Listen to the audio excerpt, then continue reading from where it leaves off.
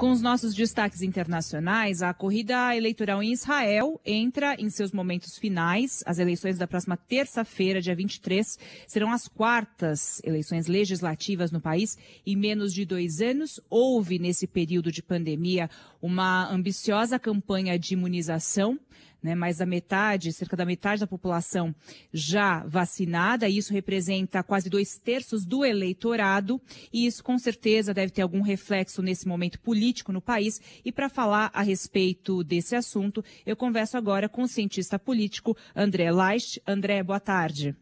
Boa tarde, Pétria. Boa tarde a todos. Obrigado pelo convite. André, qual é a relevância dessas eleições nesse momento? A gente comenta aqui nesse início, é a quarta eleição num período de 2 anos. Também queria que você explicasse isso. Porém, num país quase completamente vacinado, como a gente disse aí, boa parte do eleitorado vacinada, como é que isso também repercute no resultado dessas eleições, André? Bom, primeiro, o Israel é um sistema parlamentarista. As pessoas votam nos partidos, não nas pessoas, e os líderes desses partidos precisam formar uma coalizão ou um partido precisa receber mais que 61 cadeiras para formar uma maioria simples no parlamento de 120 cadeiras. Então, o que gerou a quarta eleição é uma instabilidade política que já vem desde 2019 no país, antes da pandemia, de uma incapacidade do primeiro-ministro Benjamin Netanyahu, que já está no poder há 12 anos, de conseguir fazer um governo mais estável e uma coalizão mais estável, como já teve nos últimos 10 anos, O que aconteceu foi que o eleitorado israelense começou a, de uma certa forma, tentar buscar outras alternativas para a liderança dele. De uma certa forma, o público de Israel, de uma certa forma, não vê uma outra pessoa para entrar no lugar dele e, ao mesmo tempo, ele não consegue formar uma coalizão. Então, esse impasse de não ter uma outra pessoa para substituir, ou seja, não tem um líder tão forte, e, ao mesmo tempo, ele ser o primeiro-ministro que mais tempo serviu na história de Israel, gerou um impasse aí, de uma eleição após a outra, porque o sistema funciona assim. Se você não consegue formar uma coalizão, depois de 3 semanas, convoca-se outras eleições depois de 1 mês, e assim sucessivamente fica em governos de transição, que é chamado de governos de transição. E essa eleição especificamente, ele está usando o fato de ele ter conseguido negociar com a Pfizer com muita antecedência, Israel ter recebido milhões de vacinas da Pfizer no final do ano passado, Israel ter feito uma campanha de vacinação muito bem sucedida com seu sistema de saúde público e já tem aqui os números de 4,5 milhões de pessoas vacinadas em segunda dose. Isso é metade da população de Israel, só que você tem que desconsiderar as crianças que não podem tomar a vacina ainda, porque a vacina da Pfizer é acima dos 16 anos. Então, 60%, 70% da população já foi vacinada em Israel. Você vê uma repercussão, porque, na verdade, a população vota. Como é que funciona a eleição? Os israelenses votam em partidos, é isso, André? Como é que funciona o processo da eleição? E essa repercussão de políticas, seja, no caso, as políticas tomadas nessa pandemia, como é que isso repercute nessas urnas, vamos dizer assim? Bom, perfeito.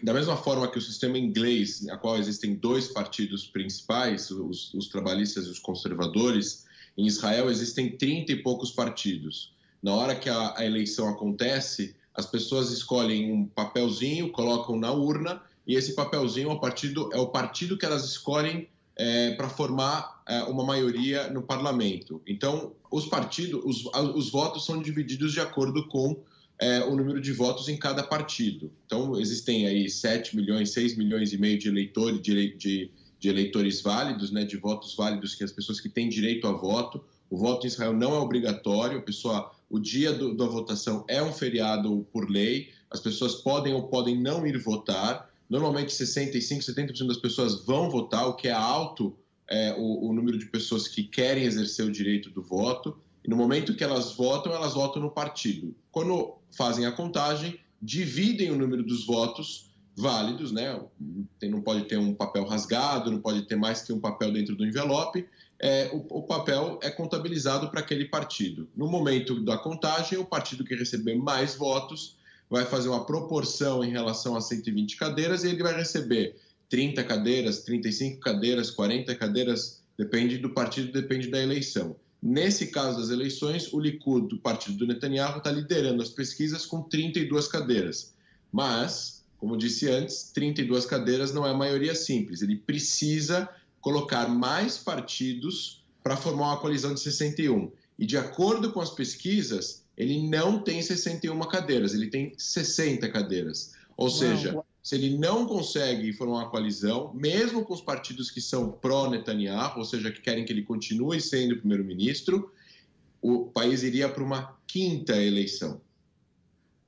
E, André, é muito interessante, a gente vem discutindo esse assunto, talvez nunca foi tão discutido, né, que é a questão da democracia.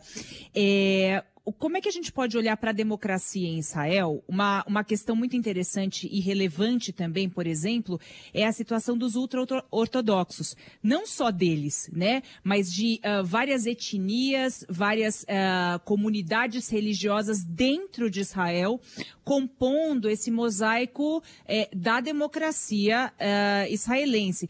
Vamos falar um pouco só do papel dos ultra-ortodoxos e qual é a relevância deles, qual é talvez o papel deles nessas eleições?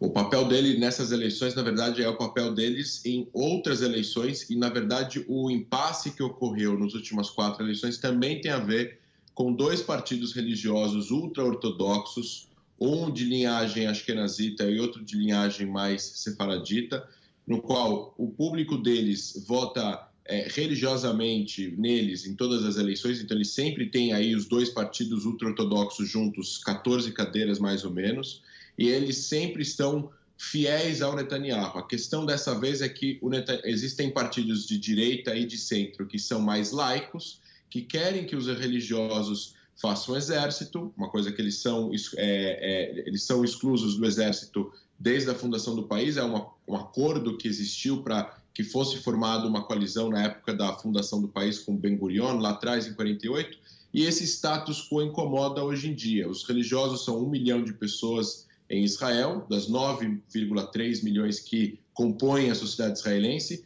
e esses ultra-ortodoxos, além de eles não contribuírem com o serviço militar obrigatório, as escolas ultra-ortodoxas, pelo menos parte delas, não tem aulas de matemática, geografia, aulas que eles chamam de aulas básicas, e no final das contas, muitas dessas pessoas não recebem uma boa educação.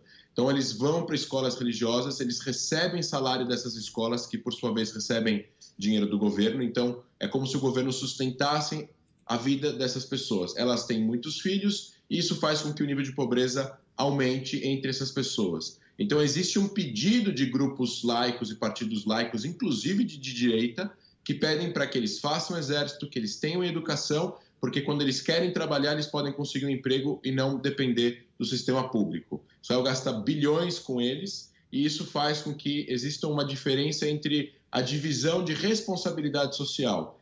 É uma das grandes tensões sociais internas de Israel, essa questão dos ultra-ortodoxos com os não ultra-ortodoxos, por não contribuírem com o exército e também não terem uma educação suficiente para trabalhar como engenheiros, como professores em outros lugares, trabalhos normais, por exemplo, porque algumas escolas do sistema público de ensino deles não dá essa base laica, fora a base religiosa. Esse papel que eles têm é um papel importante, é um peso importante, e as tensões, normalmente, nos últimos anos, pela entrada no exército, tanto e para a presença de partidos mais laicos na coalizão, já gerou tensões, protestos nas ruas, prisões, etc. e tal.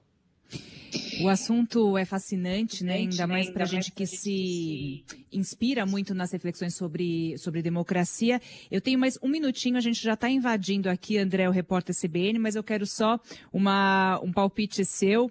Os israelenses tendem a repetir os votos que tiveram na última eleição, em 2015. Dá para se ter alguma ideia do que vai acontecer? Tem também muita coisa que eu queria repercutir com você, o nosso tempo é super curto, mas também a questão dos árabes, que também é muito importante para se discutir ainda naquela região, mas também convido os ouvintes, por meio dessa entrevista, a refletirem, pesquisarem mais. O assunto é fascinante, mas você tem algum palpite, André? Então, é muito fascinante realmente. Israel infelizmente, a única democracia funcional do Oriente Médio, uma democracia parlamentarista. A gente pode dizer que o Líbano tem uma democracia falha, sectária, e a Turquia já não é mais uma democracia, infelizmente. Os árabes israelenses compõem 2 milhões de pessoas da população de Israel, votam para partidos árabes, que existem 4 ou 5 partidos. Eles têm atualmente 14 ou 15 cadeiras. As pesquisas mostram que eles vão ter em torno de 12 cadeiras nas próximas eleições. Existem árabes que votam em partidos não árabes em Israel, tanto como o Likud, como outros partidos. Eu acredito que o Netanyahu vai conseguir constituir uma coalizão. Eu acho que as pesquisas às vezes colocam qual é o desejo da população, mas na hora H algumas pessoas vão acabar fazendo voto estratégico de fortalecer partidos maiores, e isso pode fazer com que o Likud, o partido do Netanyahu, possa ter mais cadeiras do que as pesquisas. Se ele conseguir 2, 3 cadeiras a mais, tanto para o partido dele como para partidos que já são da coalizão dele natural, ele vai conseguir formar uma coalizão de 61 de uma forma mais estável. O que vai ser bom para o país é ele conseguir formar uma coalizão com partidos que sejam convergentes em relação a ideias relacionadas a coisas que são importantes para Israel, como a trazer o alistamento militar para os religiosos, aumento dos investimentos nas cidades árabes. Já foi feito um grande investimento para diminuir as diferenças sociais e poder fazer com que Israel realmente consiga sair da pandemia. Realmente tudo já reabriu, Israel realmente já voltou para uma vida 78%, 80% normal em relação a antes da pandemia, mas realmente as eleições pode-se esperar tudo, os resultados a gente vai ter na terça, quarta-feira. André Laisch, aqui com a gente, cientista político, explicando para todos nós quais são os meandros e os pontos importantes dessa eleição que acontece na próxima terça-feira, dia 23, em Israel. André, é um prazer conversar com você. Obrigada aqui pela conversa e até uma próxima. Obrigado a vocês, obrigado pelo convite, Petri.